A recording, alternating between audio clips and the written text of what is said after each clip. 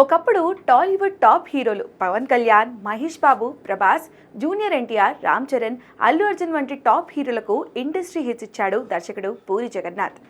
కానీ లైగర్ తర్వాత పూరి పరిస్థితులు తారుమారయ్యాయి.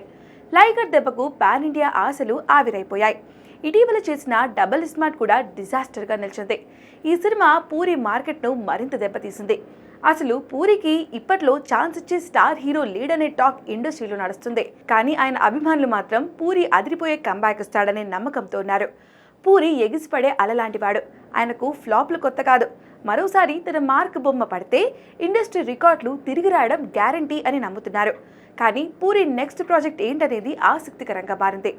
లేటెస్ట్ అప్డేట్ ప్రకారం పూరి జగన్నాథ్ తన కొడుకు ఆకాష్తో సినిమా చేయడానికి రెడీ అవుతున్నట్లుగా తెలుస్తుంది.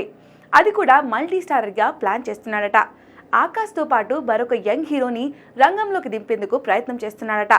పూరి కొడుకు ఆకాష్ హీరోగా ఎంట్రీ ఇచ్చి పలు చిత్రాలు చేసినప్పటికీ ఒక్క హిట్ కూడా కొట్టలేదు.